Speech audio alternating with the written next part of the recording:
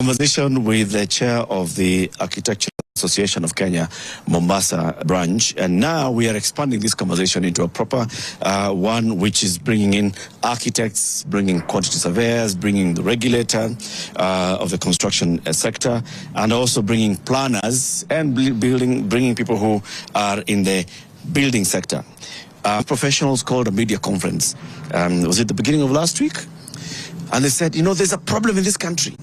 In fact, if today there was a tremor, most of the buildings in Nairobi would all come down, and they're saying that with a straight face.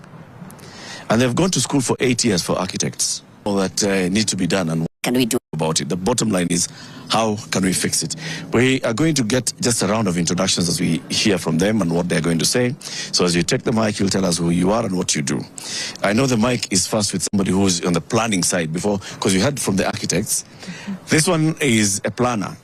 My name is Mutinda Mutuku. I am a quantity surveyor. So in terms of the visuals, I'm an embodiment of a QS. But really what a QS is a cost consultant.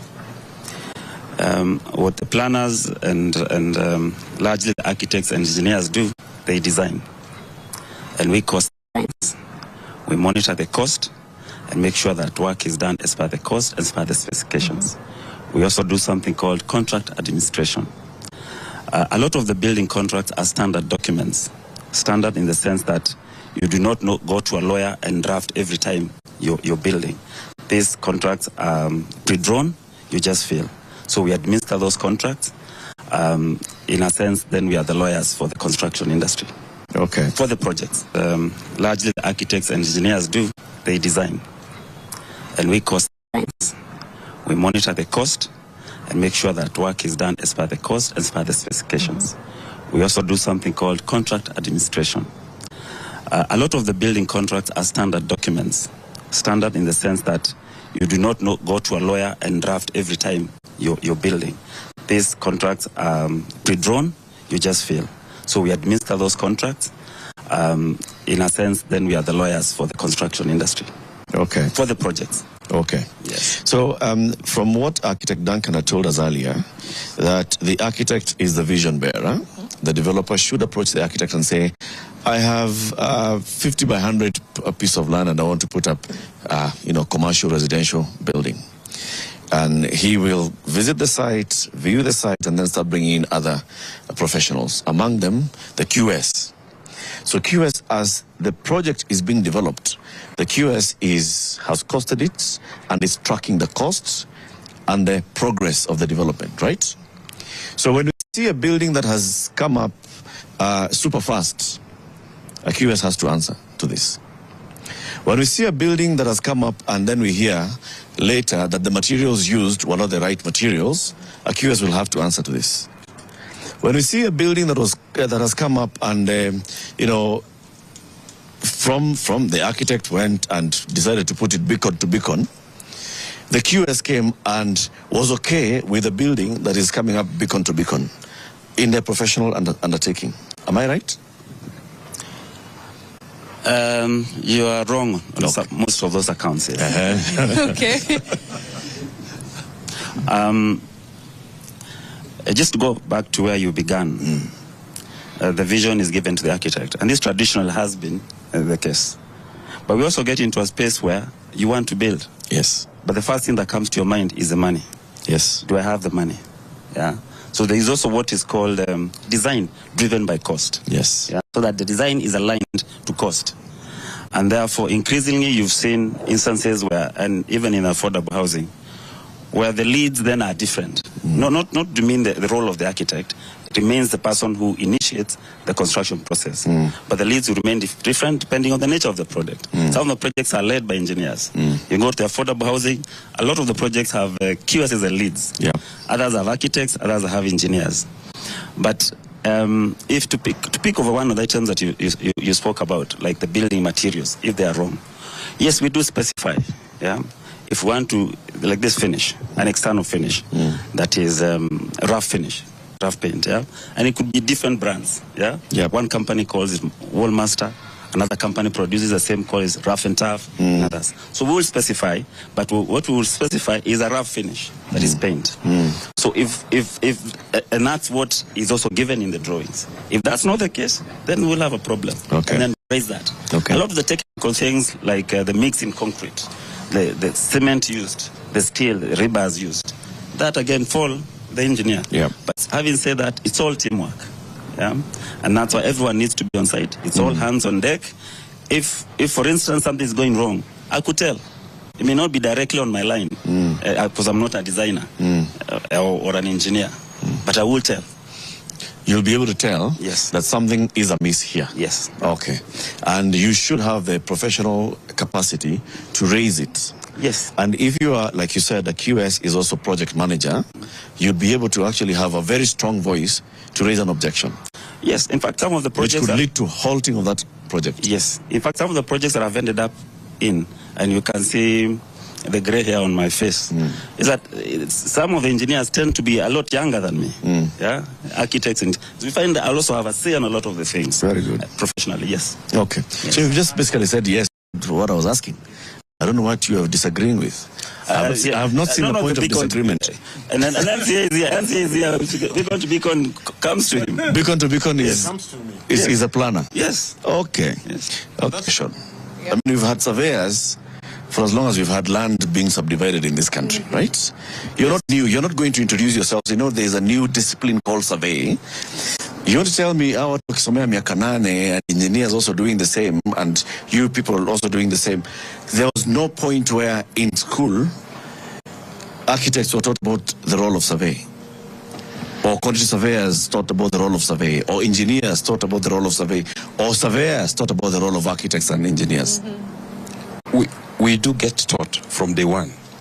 They are aware of our roles, but it appears, as I said earlier, there's a preference to work in silos by the different professions or the different professionals. We need to break that mentality, because you find if the lead consultant is an engineer, he will only go with you to the extent that he thinks or feels you are needed.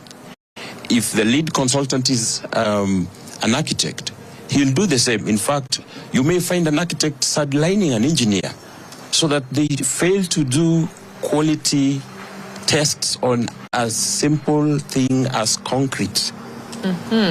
Yes. And the quality bit we'll get into. I know Jackie next to me, who's an architect, I can see the wheels turning, and I'll come to you for a reaction. But I wanted to hear from the National Construction Authority, because essentially everyone says it should start with them. Architects are saying, you have a plot 50 by 100, you start with me. Surveyors are saying, you start with me. I'm sure if there was an engineer here, they would say, you start with me. What is... NCA will also stay. Oh, you start with... Yeah. What is the real chain of... Not command, but of the process actually. Where do we begin? Who comes at what point? Yeah. Thank you. My name is Architect Stephen Mwilu, Manager Compliance at National Construction Authority. NCA right now has the mandate to enforce the building code. Of course, we expect the counties to approve the documents, the drawings, as per the building code. If it is brought to our table and it is missing some of those necessary approvals or those necessary standards, then we send it back, and we have done that previously, and of course actions have been taken. So these case study buildings of ours were not approved by the NCA? We need to know when they were done. NCA, for your information, is only 10-12 years old, so we don't know, but we can confirm. Fairly young buildings. We can check. I can tell you, they are younger than that, these buildings. I think there's something you missed. He has said. That is very important. There is approvals, and then there is compliance to construction, other parameters of construction. And those other parameters largely are those what has fallen under NCA. Lately, and approvals falls under an act called PLUPA, the Physical Land Planning and Use Act. That is implemented by the municipalities and counties. Yeah, one of the provisions in that act, and it is now a provision under the Building Code 2024, which NCA now has a mandate to implement, is the plot coverage. Yeah, the how much can you build? And when we went to school with architects. It's just a nyumba kwa ploti. Yes, when we went to school with architects, and then we only had the Physical Planning Act. That was the main thing they struggled with implementing. I mean, they tried to understand. Yes, you have land this size, but you cannot build all of it. But lately, those things have become very blurred for the county government. So NCA will step up going forward. But this, what you see, it's all the doing of the county government. And I think, and I was sitting here and asking myself, what do your audience want to hear from this conversation? Yeah. And at some point we went to the silos, as you called them, silos that have been built into us right from by the colonialists. Oh no, and some have used them, yeah, to our disadvantage. We are left, in that fight of who is supreme, who is who. Today we sit here because of the recent collapses, and the public wants to hear. Then who bears the responsibility? We may all bear the responsibility, but who bears the greatest responsibility? Yeah. And that's what they want to hear. Yeah. Not who is supreme where. Some of the regulators have taken advantage of that, where architects are pitted against corn surveyors. And then some few characters have sneaked in through, and they are running the show, but while we are here fighting over crumbs. Yeah. So if you're a bigger rat in a rat race, what does that make you? You're still a rat. Mm-hmm. Yeah, you may be superior here, but you're still a rat. So who does bear the ultimate responsibility? When you look at where we are seated, mm-hmm. the radius of a kilometer from here, mm-hmm. there are over 200 projects. Yeah. Yeah. The question you're asking earlier, whether professionals were involved, but it's what's nature of professionals. Quacks rule this town. Who regulates them? They are seated there. Those are the people you also need to spotlight on. As much as that kind of spotlight on NCA, I agree, it's good. Let's go to the other regulators. So what's your role? There are the practicing certificate merchants who walk around selling their certificates. Who regulates them? It's not me as president of IQSK. There's someone who has the law, who has the teeth, yep. but they sit on it. Yep. Some of the impacts of these things are so wide. There's a loss of lives in collapses, but there's loss of livelihoods. 200 projects around this radius. Ask yourself, how many professionals have participated in that? The sheer loss of livelihoods, because we're in professions that have very few professionals. For instance, if you compare with lawyers, but you walk around here, you'll find QS unemployed, architects unemployed. So we can sit here and fight about supremacy, but there's a couple of people who are benefiting from all this. These projects, and you can go now and look at the site boards, you'll find an architect's name, an engineer's name. But you go for a site meeting, you will not even find him. That board should be populated with all those things. I had Surveyor Big mention. All those people should be there for supervision, because it starts off with the architect who designs, takes it to the county. That's the level of check and balance. This design, does it meet the parameters that we put out for approval? So if it passes there, then so that professional who has done that, that's a malpractice. That needs to be held accountable by someone. Okay. Yeah. But the developer has been raised, who are now very powerful people, including government itself is a developer. Yep. Yeah. Flouting their own laws. So we must start to call it as it is. Because we sit here, we will fight for very small fights, but the bigger picture is lost. And the audience is seated at home, waiting to get clarity, but they won't get it. All this is, there's a lot of people who have lost jobs, lost opportunities in terms of incomes, because of all this mess. Asante sana. In fact, we are all saying the same thing. Mutinda, thank you. Let's pass the mic over to